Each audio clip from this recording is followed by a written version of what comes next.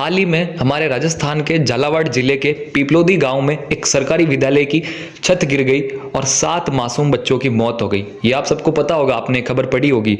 लेकिन आज जैसलमेर में एक विद्यालय का गेट गिर गया और वहां पर एक बच्चे की और मौत हो गई।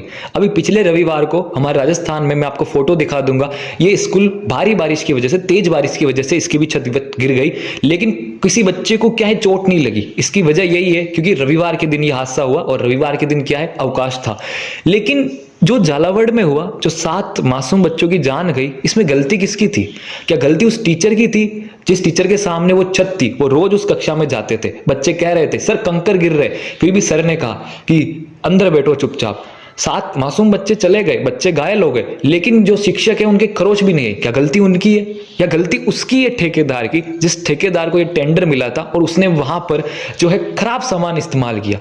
या गलती उसकी है, उन लोगों की है जो कि जिला शिक्षा जो अधिकारी होंगे, वहां के ब्लॉक अधिकारी होंगे, पंचायत में सरपंच होंगे, जिनकी जिम्मेदारी थी कि फंड का सही से इस्तेमाल हो, पूरा जो है उसका वो निर्वेक्षण करे कि कोई चीज खराब है? या गलती उनकी थी या गलती किसकी थी? सरकार की थी।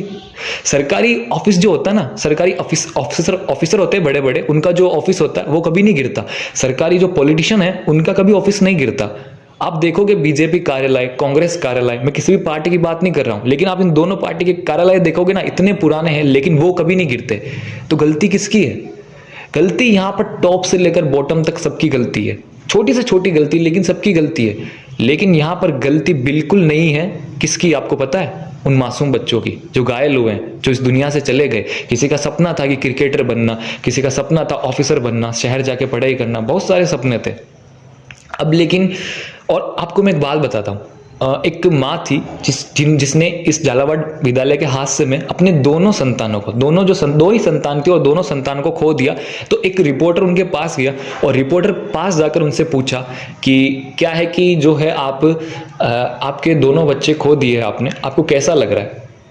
मतलब कैसा लग रहा? उस जो माँ थी, उस माँ के जो है सांस नहीं आ रहा था अंदर से, बोल नहीं सकी वो, समझ रहे हो आप? और फिर उन्होंने पूछा कि अब ये विद्यालय गिर चुका है, इस पे जांच कमेटी बिठा दी गई है, अब इस पे जांच पड़ताल ये सब होगी, तो आप क्या कहना चाहती? फिर भी माँ की कोई जबान नहीं निकली। पर पीछे से किसी आदमी ने कहा, कोई गांव का ही था, उसने कहा कि सरकार ने बच्चों को तो दबा ही दिया, इस फाइल को भी दबा ही देंगी। मेरा इस वीडियो बनाने का सेंस सिंपल सा यही है कि जो है हम जागरूक रहें।